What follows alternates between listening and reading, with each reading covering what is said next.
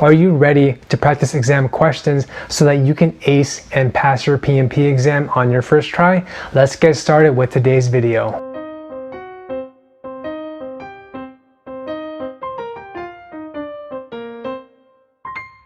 Hey everyone, and welcome back to my channel. My name is Alvin, also known as Alvin the PM, and I'm a project manager who recently passed my PMP exam above target in all domains. And on this channel, I share weekly practice questions and exam strategies to help you pass your PMP exam and become certified in project management. So make sure you subscribe to my channel and smash that like button so you don't miss out on any future upcoming videos.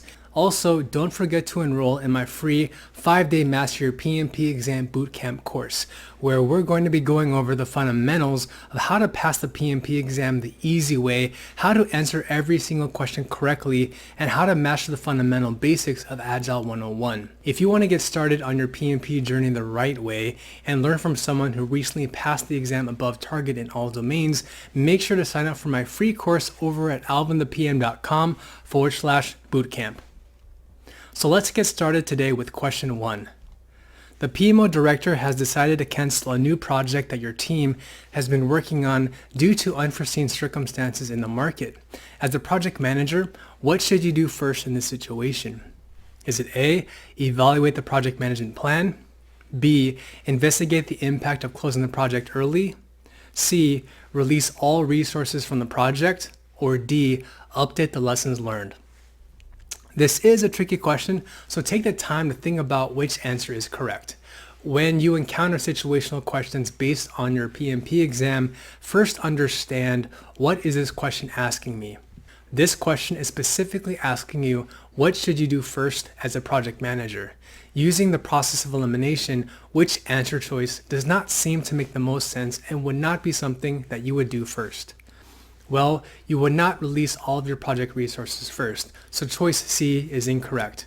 We're left with choices A, B, and D as possible answer choices.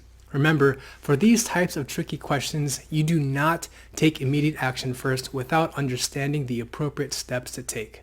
So which answer best reflects trying to understand the steps to perform if a project needs to be canceled unexpectedly? Would you immediately update your lessons learned? No, right? Because the lessons learned doesn't contain this high-level strategy. So choice D can be eliminated. We're now left with choices A and B. You can find out what is the team's agreed upon strategy and steps to take when a project is canceled unexpectedly inside your project management plan. So therefore, choice A is the best answer. Let's go on to question 2. You've noticed that one of the team members on the project is not as actively engaged as the other team members and doesn't contribute to the project's weekly discussions. He's assigned activities on the critical path, and this is a concern to you. What should you do as a project manager? A, discuss this issue with the team member's manager. B, ask for feedback from other team members. C, meet with a team member to understand the situation. Or D, reassign another team member to work on this. Or D, reassign another team member to his work. For this question, ask yourself, how would you respond to this situation if you were following an ideal project manager approach using a servant leader philosophy? The first thing you should notice is that this question is asking you, what should the project manager do? When I see questions like this, I think, how would I approach this scenario in real life? And then I review each answer choice and ask myself, is this the best sounding and most logical way to approach this? And if not, I immediately eliminate that answer choice. Remember, always stick with your gut. Let's go through each answer choice. Choice A, if this happened in real life, would you immediately escalate to the manager? No, so choice A is incorrect. For choice B, asking feedback from other team members sounds like a feasible option, but you're not directly getting to the root cause and working directly with the person who is not engaged in the project, so choice B can also be crossed out. For choice D, you would not immediately reassign another person to do the work without first working with that team member, so therefore choice D is also incorrect. The best answer is choice C. If the stakeholder is not participating on the project, you need to be proactive and understand how to increase his or her engagement on the project. The servant leadership mindset best aligns with choice C. Do not escalate to the manager yet, and first meet with a team member. Question 3. You are leading an agile project and you've noticed that the development team has had several disagreements with how to complete a user story for the current sprint. The product owner has expressed concern since the sprint review is approaching within the next few days. What should you do as a project manager? A. Request a sponsor to facilitate conflict resolution. B. Schedule time with the team members to understand the situation. C. Increase the length of the sprint. Or D. Request a product owner to reprioritize the sprint backlog. The question is asking, what should you do as a project manager? Remember, pick the answer choice which best represents the most sounding and most logical answer if you are practicing the best practices as an ideal project manager.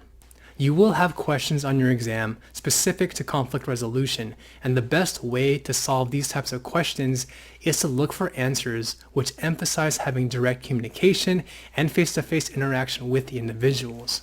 Remember, the best approach to solve conflict is to approach the team directly. With this in mind, which choices can you immediately cross out? You would not ask your sponsor to immediately step in to solve your issue, so choice A can be eliminated. You do not delay your sprint by increasing its length. Remember, do not postpone your project if you don't have to, so choice C is also incorrect.